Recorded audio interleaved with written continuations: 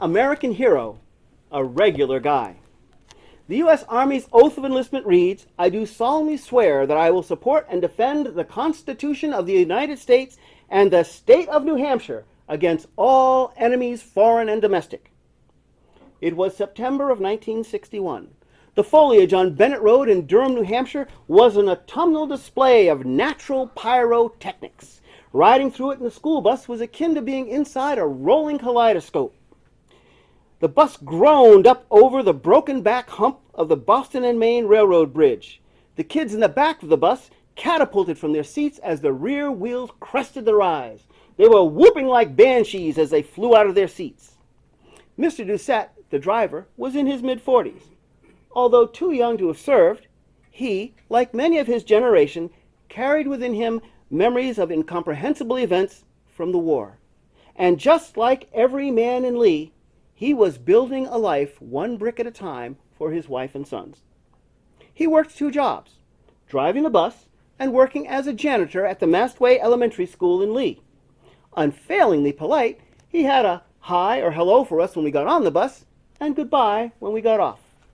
Clean-shaven and wearing steel-rimmed glasses, his hair was held in place with Brill cream, always neatly dressed in gray Dickies work shirt and pants.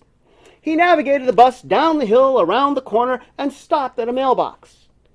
A tall, thin, wiry man stood next to it at the end of a dirt driveway leading up to a single-wide trailer. As the bus approached, he was grinning. As it came to a stop, he saw me and my sister. His expression slid to alarm and ran to anger. He froze and glared up at us. His boys leapt off the bus and ran to him. He shooed them away.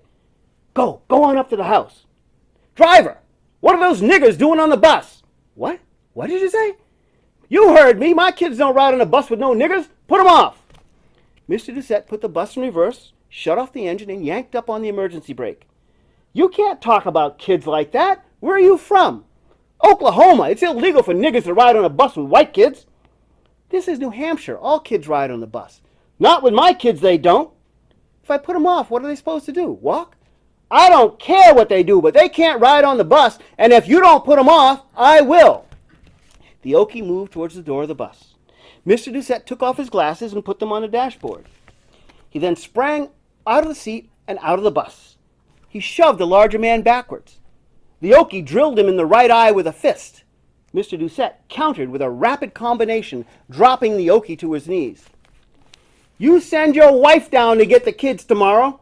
If she's got the same mouth on her as you, your kids won't be allowed to ride on my bus. Mr. Doucette climbed back in the bus, started the engine, released the brake, put it in first, and we rolled away. I'll have your job, you son of a bitch, the Okie screamed after us. Mr. Doucette spoke to me as he drove, tears coming from his eyes, either from the telling or the punch. I'm not sure. I was a kid then. We were all kids. We fought those bastards all the way across Europe. Do you know what the hell those Nazis did? Did you read about those camps? Ah, you're too young. The memories flooded back, his voice tightening up, like a coil spring wound to its stop and beyond. I was too young to serve, but my best friends died over there fighting them. We didn't spend 4 years over there fighting them to have to put up with that crap here. He slammed his fist on the steering wheel. I'm an American. This is my country. We fought against it over there. God damn it, I won't stand to see it happen here. He paused. Sorry about the language. The Okie lodged a complaint with the school board. They dutifully heard him out. Mr. Roger Gibbs, the school bus company owner, said, no one has a right to abuse the kids on my buses. The school board agreed. Mr. Doucette kept his job, and the Okies moved to a town in the interior of New Hampshire. He was a regular guy whose youth was consumed by World War II. He never took the U.S. Army's oath of enlistment for the war, yet 20 years later a fellow American attempted to deny equality to 2 colored kids that he barely knew but whose care was entrusted to him. Without reservation or fear for his own well-being, he applied the standard against all enemies, foreign and domestic.